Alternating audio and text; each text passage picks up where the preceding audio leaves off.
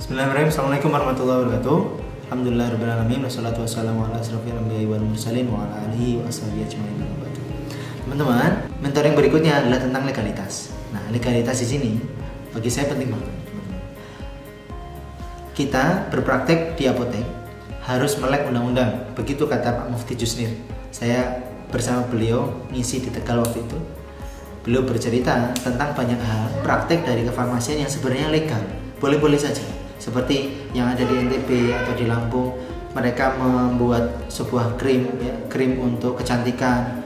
Mereka melakukannya dalam skala lab, skala yang kecil. Itu tidak dipersalahkan. Karena sebenarnya ketika seorang apoteker punya SIPA, surat izin praktek apoteker, maka pekerjaan kefarmasian termasuk PMK nomor 9 tahun 2014 terkait dengan pelaksanaan standar pelayanan di apotek sudah melekat di sana.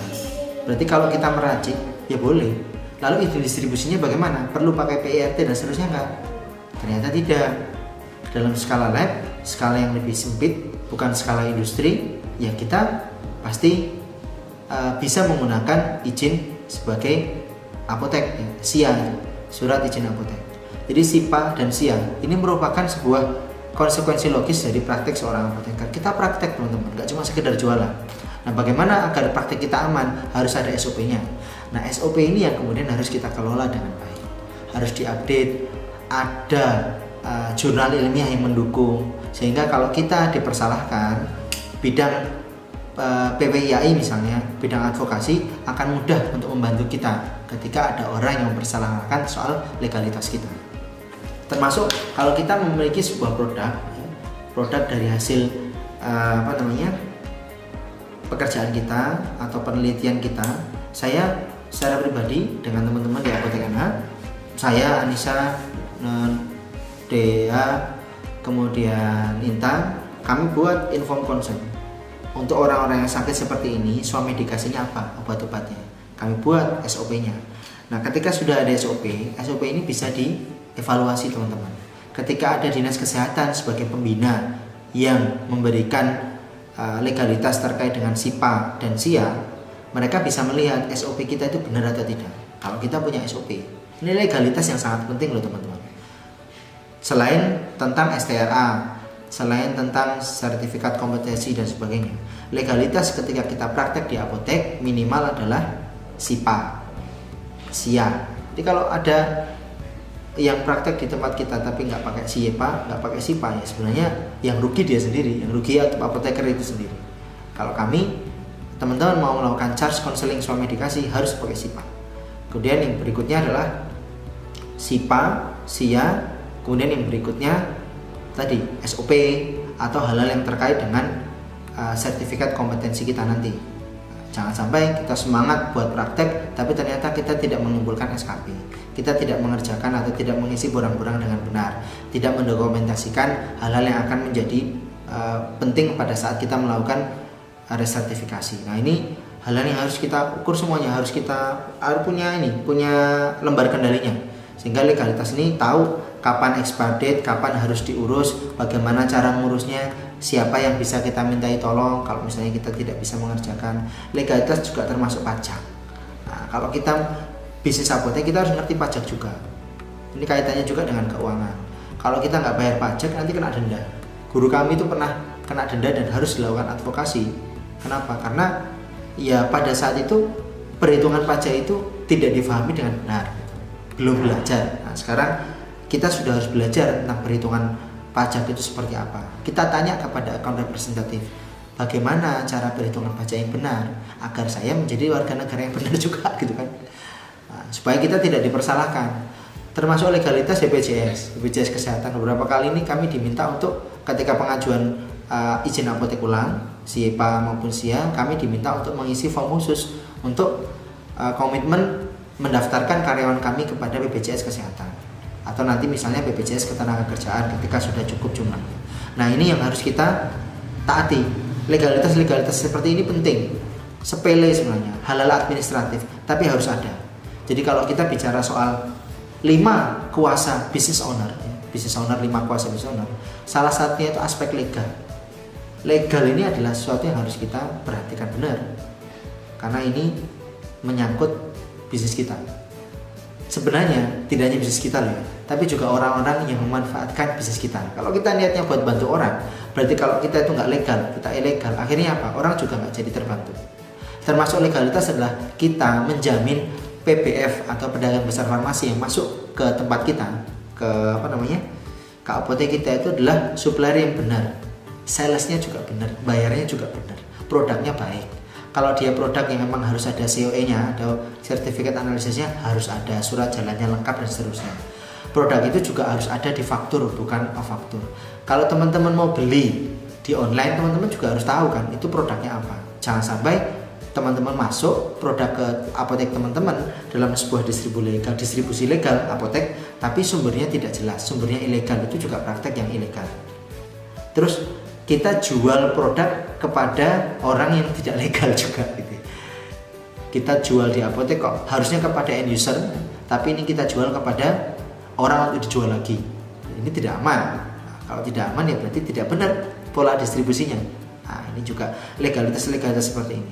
Termasuk juga misalnya kita dititipi barang ya, dititipi barang. Ini sering kali terjadi dan saya pernah beberapa kali mengembalikan, bahkan harus beradu mulut marah-marah dengan orang-orang yang seperti itu. Mengapa? Karena saya tidak mau dititipi gitu. Resek teman nih mas gitu. Resek banget kok nggak mau dititipi. Karena bagi saya bangun sebuah channel berupa apotek. Di sana saya membangun value. Orang yang nitip barang ke tempat saya, berarti dia sebenarnya sedang memanfaatkan packaging saya. Packaging apa ya? Apotek ini. Orang kalau contohnya begini, orang nyari madu. Di mana? Nyari madu yang asli. Di apotek diantaranya. Kenapa? Dalam tanda kutip, apotekernya insya Allah sudah ngerti madu yang baik bagaimana, kan begitu. Nah, saya pernah dapat madu ini jelek madunya, tak balikin. Kenapa? Karena saya minum juga kan, saya tahu madu yang jelek mana. Karena saya udah banyak banget, saya dan istri punya referensi banyak soal madu. Kebetulan ini madunya jelek, ya saya kembalikan. Bagaimana buktinya? Saya tidak mau, karena ini produknya jelek, ada gula halus, dirubung semut, gitu. Udah saya balikin, saya nggak mau.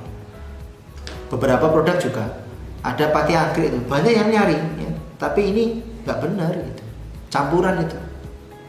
Tahunya di mana? Ya dimakan gitu. Tahu dimakan gitu. Beberapa hal seperti ini ya, konsiasi apa produk-produk macam-macam lah. Ada ini sudah POM TR macam-macam gitu. Kalau saya juga milih-milih teman-teman. Jadi legalitasnya juga. Saya tidak ingin begini. Apotek saya, apotek kita yang menjadi tempat praktek kita, kemudian menjadi channel distribusi bagi bisnis yang lain, bisnis MLM misalnya. Saya mohon maaf ini kalau teman-teman ya, saya ketika ada orang MLM yang nitip barang ke tempat saya tidak mau, mohon maaf. Kenapa? Karena ini channel yang saya bangun. Kalau nanti saya jual produk MLM juga, yang terjadi apa? Ya pasien itu menjadi bias, sebenarnya apotek ini apa sih? Nggak ada bedanya apotek ini dengan warung atau rumah sebelah yang buka stokis misalnya gitu. Jadi tidak ada bedanya gitu. Tidak ada diferensiasi. Akhirnya ya kita akan kehilangan identitas bisnis kita sendiri gitu. Value kita tidak akan terbangun. Cuma jadi barang titipan sih. Memang enak, kita nggak usah modal ya. Tapi value kita tidak terbangun. Itu aspek-aspek legalitas yang perlu, dan termasuk orang-orang nitip seperti itu harusnya saya nanya alamatnya, nomor HP-nya, agar apa? Kalau sewaktu-waktu ada satu masalah, kita bisa tanyakan atau bisa kembalikan kepada orang tersebut. Pernah saya marah-marah sama orang ini, pernah marah sama supplier gara-gara apa? Saya tidak mengerti bahwa satu produk itu ada nomor badge-nya, teman-teman. Ketika saya kembalikan, dia nggak mau. Barang saya udah laku. Loh, tahunya udah laku bagaimana? Ini ada identitasnya. Saya lihat ini nota Anda nggak punya identitas. Ya, nggak ada nomor badge, nggak ada expired date macam-macam. Saya terima saja. Kalau Anda mengatakan bahwa ini bukan produk Anda, dari mana saya tahu? Waktu itu memang saya untuk satu produk, misalnya madu Syamil, Bio7 apa atau Vitabumin itu saya ambil dari beberapa supplier gitu. Dulu belum belajar, masih menerima konsiasi karena enak kan, kita nggak usah modal gitu ya. Tapi kemudian saya belajar bahwa ini ada ketidakberkahan di sini, ada ketidakjelasan uang. Konsiasi juga begitu. Kalau misalnya nanti barangnya itu dititipkan, statusnya itu titip. Kalau titip berarti uangnya nggak boleh masuk ke kas dong. Karena kalau masuk ke kas, uangnya berputar di bisnis kita. Berarti titipan itu kan nggak boleh dipakai harusnya. Kalau nanti masuk ke bisnis kita, ya berarti kita harus juga memberikan bagi hasil, kira-kira begitu. Lah susah ngitungnya. Kalau susah ngitungnya pada masa awal-awal, karena saya nggak mungkin langsung stop konsesiasi, nggak menghargai teman-teman juga. Ya akhirnya saya stop, saya pisahkan uang khusus dengan uang konsesiasi. Tapi lambat laun kemudian saya bebaskan. Apotek kami tidak menerima konsesiasi. Kalau produk Anda bagus, saya beli cash. Terima kasih. Assalamualaikum warahmatullahi wabarakatuh.